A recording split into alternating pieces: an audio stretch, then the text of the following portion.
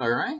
Good morning, everybody. If you're watching this in the morning, then I would like to greet you good morning. But if you're watching this in the afternoon, well, good afternoon to you. But I assume that some of you here are watching this or will be watching this um, in the evening or early in the morning. So, in whichever time you are watching this lecture video, I hope that you guys are in safe conditions and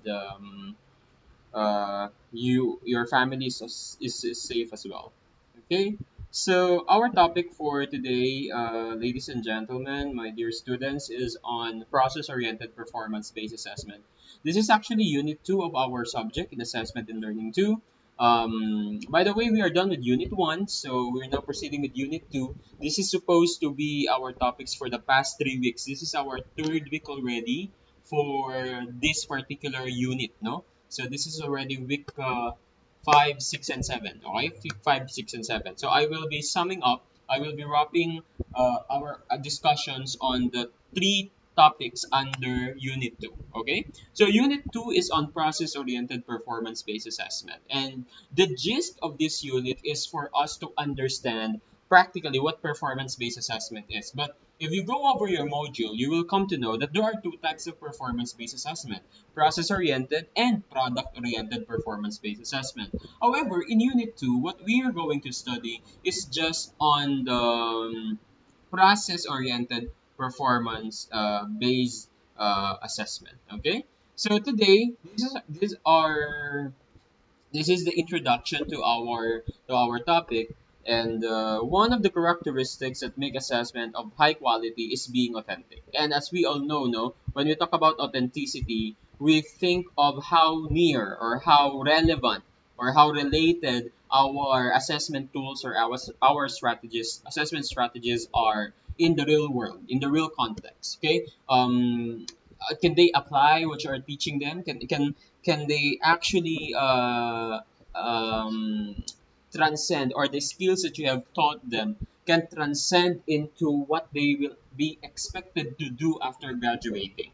Okay, so that is what we meant by authenticity, being pragmatic, being practical. Okay, in as much as the content that we are teaching should be practical, the assessment tools, the strategies should be very near as well to the actual expectations or actual competencies that they are expected to perform after they graduate. Okay, so one of the authentic assessment tools that we apply or that we use inside the classroom is performance-based assessment. Okay, so performance-based assessment provides tasks that are relevant in real life situations. So therefore, people, this unit introduces process-oriented performance-based assessment. In this unit, you will learn the nature of process-oriented performance-based assessment and how to design learning tasks or task designing and creating scoring rubrics for this particular type of assessment. So our learning outcomes are: you are expected to explain the nature of process-oriented performance-based assessment, create scoring rubrics in evaluating outputs of process-oriented performance-based assessment, and to develop assessment tasks of process-oriented performance-based assessment. So these learning outcomes can I can test whether you are able to achieve these learning outcomes by accomplishing your module feedbacks. Okay, so it's important that you guys are doing your module feedbacks right now, because I will be sending or I will be posting the submission form link as soon as we're done with your midterm examination. Okay, so it's expected that you guys will know what process-oriented performance-based assessment is, what are the qualities, okay, what are the criteria, or let's say definitions or descriptions wherein you could tell that this assessment strategy is process oriented, okay, or this performance based assessment is process oriented. Okay, also, not only that you should know what performance based assessment tasks are, but of course you should know how to grade this kind of assessment tools. Okay, and that's why I included here that you should be able to create scoring rubrics, and later we'll have to differentiate, okay, or we'll try to differentiate the different types of rubrics. Okay, so as your online activity for today, okay, you have to comment your answer to the following activity. So aside from the paper and pencil test, what other types of tests have you encountered in high school and in college? So use the graphic organizer below as you recall your experiences on the other types of tests. So in the comment box below, I want to know your answers on the following statements, incomplete statements. Okay, so you have to complete the following statements. So there's one paragraph for I experience using what do you have you experienced? And then another paragraph in this type of test, we, and then the last paragraph is I benefited in this type of test because. Okay, so you comment your answers below on the comment box here on YouTube. Okay, your answers to the following incomplete statements. Okay, so there I expect for 3 paragraphs, and you can do that until Friday. Okay, you can do that until Friday. By the time that I uploaded this video, you have to complete answering these questions until Friday on the comment box below. Okay, so I experienced using, and then in this type of test, I benefited in this type of test because. Okay, so the reason why I ask you these questions or I am requiring you to act to answer these questions because this could spark your prior knowledge. Kaya nga, this is activating prior knowledge. Eh. I want to activate your prior knowledge of what you have done so far in your previous educational experiences. Okay, because in one way or another, your teachers have actually implemented performance-based tasks to you. Okay, they use performance tasks. However, we cannot, or at this moment, you may not be able to figure out if they are process-oriented or or product-oriented, and that's what we want to do today, no? To enlighten you on what process and product-oriented performance tasks are. All right. So our first topic for this unit is process-oriented performance-based assessment. So at the end of this unit, you're expected to differentiate performance assessment from traditional assessment and differentiate process-oriented from product-oriented performance-based assessment. So, in given authentic assessment, as you can see here, this is one activity that you are very familiar with because you have done this. You had culminating activity, go virtual. But I believe when you were in high school, you were asked as well by your teachers to perform a certain dance or a certain folk dance when you are studying music or maybe when you're studying physical education or you perform this when you are in your literature classes or history classes. So they ask you to do things, right? They ask you to perform tasks, okay? To perform role plays, to perform dances, to perform songs, and so many other activities, okay? So those activities are what we call as performance tasks, okay, because they require you or you require the students to demonstrate the skills, okay. There is a demonstration of a skill and knowledge that are relevant in real life situations, and those are what we call tasks that are classified as performance assessment. Now aside from this type of task, experiments, essay tests, oration, so long as there is a demonstration of a skill, okay, and they are relevant to real life situations, we can call them as performance assessment, okay? So it does not mean that if you use paper and pen in your assessment task, then it is paper and pencil already. No, okay? Hindi, kasi katulad ng essay test. Essay test is not an example of a paper and pen test. Although you use paper and pen in answering your essays, but when you talk about essay writing, it requires you to demonstrate your skill of composition. Okay? Your skill of playing with words, with your wide vocabulary, your skill of organizing your thoughts and ideas.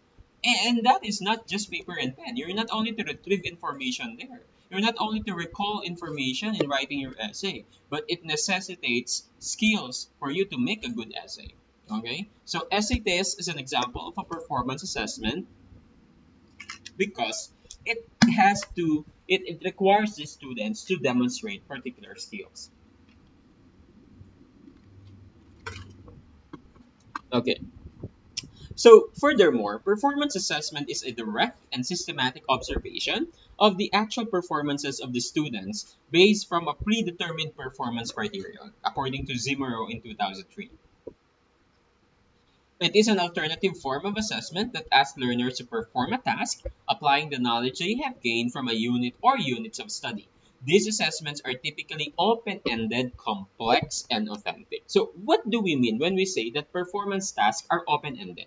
Well, because in most of the time, teachers are not able to monopolize what task or what is the output or what outputs are expected of the students in performance tasks. He or she cannot standardize that. Okay? Particularly on product-oriented performance assessment. And as well in process-oriented, it is hard to standardize the kind of outputs that our students will be able to produce. Okay? Because in contrast with paper and pen, you have an answer key. You have a key answer. Ito yung sagot. Pag mali, mali. Pag tama, tama. May score. That's it. But in performance task, okay, and most of the time, although I don't definitely or absolutely say that or claim that you cannot standardize. But in most cases, and in many times, no, teachers cannot standardize the outputs or the expected outputs of their students in a performance task. Say, for example, when you are to dance a certain folk dance like tinikling, do you expect that all your students will have the same choreography? Do you expect that all your students will have the same costume? Or the same set of steps or whatever.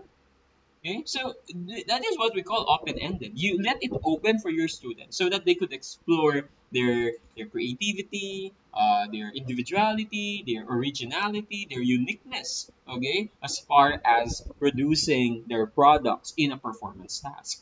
Okay, so that is what we meant when we say that performance tasks are assessment that are typically open-ended and it's complex and authentic. So, what are the benefits of a performance assessment? Now, it gives teachers new methods in assessing students' achievement. Okay? And instead of giving students to select a response, this type of assessment requires students' active participation through demonstration of their skills and knowledge. Okay? So, yun nga yung sinasabi ko kanina that in relation to when we say that assessment or performance assessments are open-ended, okay, it actually promotes active learning. Okay, it promotes active participation from our students, and not just really relying on the teacher. What we meant by passive learning.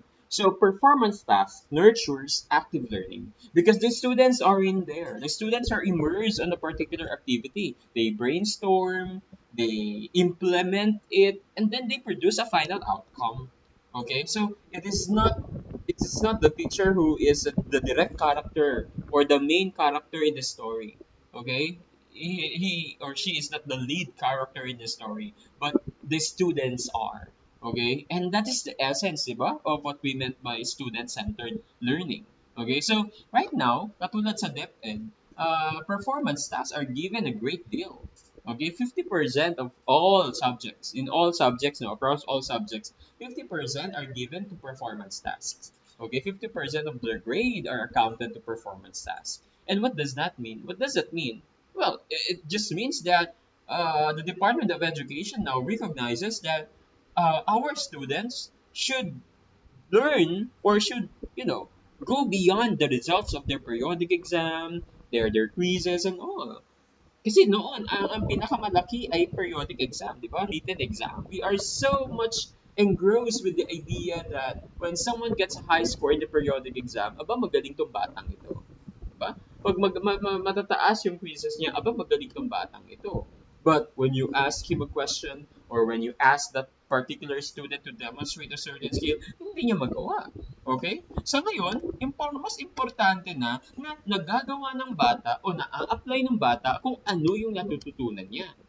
Katulad nyo, MAPE is a kind of discipline or a field of discipline that really is, bombarded with performance tasks. Hindi pwedeng walang performance task dyan. Kasi you're learning dance, you're learning music, you're learning arts, you're learning first aid, right? Like, for example, in first aid, how can you tell that someone is good in first aid by just simply administering a quiz to that particular student? Say you, nakakuha ka ng 10 out of 10. Sabihin mong teacher, abang, galing niyo sa first aid. No! Pagdating sa actual situation, baka mamaya, imbes na mabuhay yung tao, mapahamak pa yung tao sa ginawa mo. So, yun yung sinasabi natin that in certain competencies, like you guys, dun sa first aid, it necessitates for performance tasks. Okay, it necessitates for um, performance tasks. All right. Okay.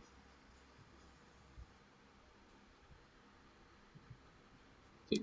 So the use of their higher order thinking skills in creating a process or a product is required in method of evaluation. So learning tasks are beyond rote memorization, thus letting the students apply, analyze, and create. So the National Capital Language Resource Center or the NCLRC listed criteria that make a performance task authentic. So what makes a performance task authentic? Let's look at this. So, number one, it should be built around topics or issues of interest to the students. Okay? Dapat ito ay it should be around the topics, okay, that are relevant to the students. Okay? Katulad nga sa, nung una ko kayong tinanong kung relevant ba lahat ng pinagkagagawa nyo, yung katulad sa NSTP, yan. You don't find it interesting, right? You don't find the activities that you do in STP interesting. So, in other words, people, when we design assessment tools or performance tasks, okay, we must make sure that they are of interest to the students, that they are interested in doing that. This could be done by asking them as well what they want to do. Okay, because in as much as we are in the 21st century environment, and in as much as we are promoting democratic conditions in the classroom or in the learning environment, there is no harm by asking them what they are interested at. Okay, so if there are given options, if there are given choices on what to do, then the fact that they chose this particular activity, that means that they're interested in that. So you don't just assign them this activity. Let them choose an array of activities on what they want to do. Okay, so that's what we mean by authentic performance tasks are built around topics or issues of interest to the students. It replicates real-world communication contexts and situations. Okay, that's what I've been saying a while ago. That it should be real world. Okay, it should be real world. It should be connected with the real world. Okay? It involves multi-stage tasks and real problems that require creative use of language rather than simple repetition. So when you say multi-stage tasks, there are certain steps to follow. Okay, in authentic performance tasks, it is not simply okay. I just want to dance this. I have to do this thing. What's important for me is just to produce this kind of output. But what matters more is how were you able to derive on that certain product. Okay, the steps, the procedures, okay, that you have followed in order to produce this particular product. We call that multi-stage tasks. Okay? And teachers has to be aware of those. Anong phases at saan napagdaanan, anong pinagdaanan ng ginawa mo para makita niya, matrace niya kung paano ka nagmula o paano ka naging how did you become a better version or how did your output evolve from this particular original one or draft, okay, from your first draft into the final draft. Okay, so require learners to produce a quality product or performance. Evaluation criteria and standards are known to the students. So yun, importante yun na. When you require your students performance tasks, it is important that you let them be aware of how you will evaluate them. Okay? Kung paano mo sila evaluate. Minsan hindi nagagawa ito ng mga teachers eh. Basta sasabihin nilang nila na, oh ito, papagawa ko sa inyo. Pero, dapat ini-explain natin kung paano natin sila i-grade. Okay? Paano natin i-evaluate yung kanilang mga outputs. Okay? And furthermore, it involves interaction between assessor, the instructor, peers, and self, and the person assessed, and allow for self-evaluation and self-correction as students proceed. That's the beauty of having a performance task na multi-stage. Katulad ng paggawa ng thesis. Okay, paggawa ng thesis is an example of a performance task. And it is a multi-stage task. Kasi nga, there are certain steps to follow. Chapter 1, Chapter 2, Chapter 3. There are periodic monitoring of the paper, the development of the paper. At ipapasa mo, ipapacheck mo sa advisor mo. Pag may di nagustuhan, ibabalik ng advisor. Ito i-check mo, ipapasa mo ulit. So, ang daming stages, ang daming phases, no? And the beauty of that is that it allows you to learn from your mistakes. It allows you to reflect and think about what you have done wrong and how can I make it better. Okay? We call that self-evaluation. Okay? We call that self-evaluation.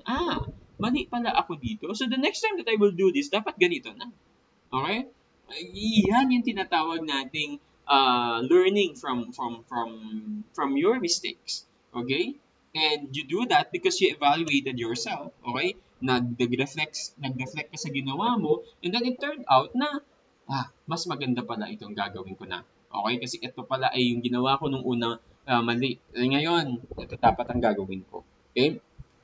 Ganyan ako, no, in the past years, no, nung college ako hanggang sa nag-high school ako, PhD, masters, mga ganyan. Hindi naman ako ganito kagaling magsalita. O hindi naman ako ganito kagaling magsulat ng papers. Noon. No, I have no idea. Believe me or not, I have no idea what a thesis is, what a research is. Okay? But as time passed by, I get to learn that this is how I should write chapter 1. This is how I should write chapter 2. This is how I should write chapter 3. Okay? Because of the processes, or because of the exposures I have been to with my advisors, with people who are good in research, with my coaches, with my advisors, with my trainers. Yan, nahahasa ka. Pero, nangyayari lang yan if you are not afraid to be critiqued. Okay? If you are not afraid to be criticized by someone. Okay? Kung hindi ka takot na mag-take ng risk, kung hindi ka rin takot magkamali, yan, mangyayari yung sinasabi natin, you're becoming a better version of yourself. It can only happen if you're not afraid to make mistakes. But if you're so afraid of taking risks, and you're so afraid of committing mistakes, how will you learn? Okay? How will you learn? Okay? It's a process. It's a process. And with performance task, ganun dapat ang ipinapaintindi natin sa ating mga estudyante. Alright?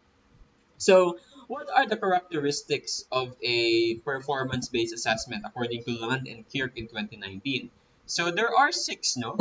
Number 1, it should require the presentation of worthwhile or meaningful tasks designed to be representative or of performance in the field. Worthwhile or meaningful. So, for example, do you find the culminating activity that you have performed last semester worthwhile or meaningful? I suppose, yes. Because at the end of the day, pag graduate kayo, magtuturo din kayo ng dance, and you should be able to demonstrate a certain dance to your class. Okay? It should emphasize higher level thinking and more complex learning. It should articulate criteria in advance so that students know how they will be evaluated. That's what I've been trying to point out previously. And it should embed assessment so firmly in the curriculum that they are practically indistinguishable from instruction. Okay? I repeat, no? Embed assessment so firmly in the curriculum. Kumbaga, pag sinabi nating assessment, hindi siya nakahiwalay sa curriculum, pero embedded siya from the very beginning until the end of your discussion or your lesson, may assessment na nangyayari. Diba? Sabi nga natin, there are types of assessment. There's assessment of learning, there's assessment for learning, there's assessment as learning. And also, there is what we call diagnostic assessment, there is what we call formative assessment, there's what we call summative assessment. Okay? So, habang tayo ay nagtuturo o bago tayo magturo, dapat nasa isip na natin kung paano natin i-embed ang assessment throughout the process. Okay, throughout the process. Katulad ng ginawa ko kanina, bakit ako merong activating prior knowledge? That's diagnostic assessment. So that I would know what you know at this very moment. Okay? And, of course, yung mga pag sa face-to-face, habang nagdi-discuss ka, nagtatanong ka sa mga estudyante, that's formative assessment. So that when you encounter a mistake or incorrect understanding from your students, you can immediately correct that. And then, of course, summative assessment. So, embedded yung assessment throughout the curriculum, throughout the implementation of the curriculum. Okay?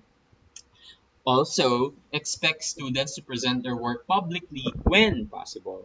And lastly, Performance-based assessment involves examination of processes as well as the products of learning. So, not only the product, kasi minsan ang binibigyan lang natin ng emphasis ay yung product kung anong ginawa ng bata. Pero dapat makita natin kung ano yung prosesong pinagdaanan para ma-derive o ma-produce yung ganitong klase ng produkto. Okay? So, what are the components of dynamic authentic performance-based assessment? Well, there are three, no? Developmental checklists, portfolios, and summary reports. So, performance-based assessment assesses either the process in achieving the learning outcomes or the product of the learning outcomes, or even both. So, pwedeng process-oriented, pwedeng product-oriented, or both. There's a combination of process and product-oriented. So it involves doing rather than just knowing about a certain task. When using performance-based assessment, the teacher will either use process-oriented performance-based or product-oriented performance-based assessment. So the teacher should know when to use these two types of performance-based assessments. So, what is process-oriented? So, we've been discussing about performance-based tasks. So, what is process-oriented? So, this is the definition of process-oriented performance-based assessment. So, process-oriented performance-based assessment is concerned with the actual task performance rather than the output or product of the activity. So, it assesses and observes the procedures and experiences of the students in achieving the learning outcomes. Okay, in achieving the learning outcome. So, when we talk about process, you might be thinking about procedures. You might be thinking about step-by-step um, step-by-step procedure. Diba? May stage na fina-follow. So, yung exactly, no? Because process-oriented requires a step-by-step interaction between the student and the teacher. Thus, it is expected that during the process, the students can commit mistakes and the teacher corrects the errors of the learners. With the use of this type of assessment, the students will help them achieve the best output. Okay? Say for example, yung culminating activity nyo. If your teacher in that particular subject have updated you or monitored you on, okay, kumusta na? Ano nang ginagawa nyo? Paano patingin nga ng choreography nyo, yung pinaplano nyo dito? Patingin nga ng costume na ginagawa nyo? So, what is the teacher doing there? The teacher is actually monitoring, okay, your performance. And that's process-oriented. Kasi along the way, nagpaplano kayo kung anong gagawin niyo sa culminating activity nyo. Tinitignan nyo anong choreography, anong costume, anong music. Di ba? So, dapat si teacher, hindi lang niya hihintayin yung final output nyo. Pero dapat andun siya while you are developing the output. Okay? So, that kind of activity is actually process-oriented but at the same time product-oriented. But I'm emphasizing na while the teacher is there monitoring the activity, there comes in process-oriented performance-based assessment. Okay? Thesis making, research making is process-oriented. Cooking, baking, di ba? Fixing a fixing a car or assembling something, right? Because hindi lang importante yung anong ginawa mo kung ano yung output mo. Pero ano ang ginawa mong procedure? 'Di ba? Anong ginawa mong procedure? Katulad pag ikaw ay HRM, 'di ba? Meron yung task sila na may observer kung paano nila ifo-fold yung bed, paano sila maglilinis ng hotel, paano nililinisin yung CR, may checklist sila May performance checklist sila. So, anong ginagawa ng evaluator doon? Tinitignan niya yung proseso kung paano mo nililinis yung room. O kaya, tinitignan niya yung proseso kung paano mo binibake yung cake more than the actual output. Okay? More than the actual output. That's the essence of process-oriented performance-based assessment. So, in other words, use the process-oriented performance-based assessment when, number one, there is no product. Okay? But many times, kailangan may product. Pero pag process or purely process-oriented, there is no product. Okay? There is no product. Number two, the process is orderly and directly observable. Number three, correct procedure steps are crucial to later success. Number four, analysis of procedural steps can help in improving the product. And number five, learning is at the early stage. So, ang pagkakaiba, sorry to spoil you, ang pagkakaiba ng process sa product-oriented kasi, sa process-oriented, dapat natutunan mo muna sa umpisa pa lang. Kasi, paano mo mafa-follow yung correct process kung hindi mo alam sa umpisa pa lang? Pag product-oriented kasi, learning happens at the terminal stage. You learn pag natapos mo na yung product. Pero sa process-oriented, you should know the process already at the beginning. At the beginning. Okay? A good example of this is in TVL courses. In TVL courses, how to repair a TV. Yung mga sirang TV, paano nire-repair. So, dapat alam mo na yung parte. Alam mo na kung anong gagalawin mo. Alam mo na kung anong materials ang gagamitin mo at the very beginning. Kasi kung hindi mo alam, paano mo gagawin yung sirang TV? Yun yung tinatawag nating process. And there is no product there. Although, baka sabihin nyo, sir, yung sira, yung naayos na TV, di ba yan yung product? No, nandun na yung TV eh. Ang ginawa mo lang kasi, inayos mo siya. And it should follow a certain process. And that is directly observable. Okay, that is directly observable. What another example can you think of in a process-oriented? Um, Another example of process-oriented is, first aid. O yan, first aid yan. There's no product there when you're doing first aid. Say CPR, right? Di ba may proseso kung paano gawin? May steps. And then, crucial yung ginagawa mo para dun sa success nung competency na yun. O, paano kung kulang yung ganun mo? Masyado pa na mabigat yung kamay mo, di ba? So, that's what we mean by process-oriented. At dapat nung umpisa pa lang, alam mo na yun. Hindi pwedeng nung huli, saka mo lang nalaman, no. No, that's not it. That's not it. Okay? So that is process-oriented performance task. Okay? So that's the end of topic 1. I hope that I was able to enlighten you with what process-oriented performance task is and what performance task is in general. Okay? So let us now move on to the next video. And this is on topic 2, process-oriented learning competencies and task designing. Okay? So I will end this now and you have to go now to the next video on topic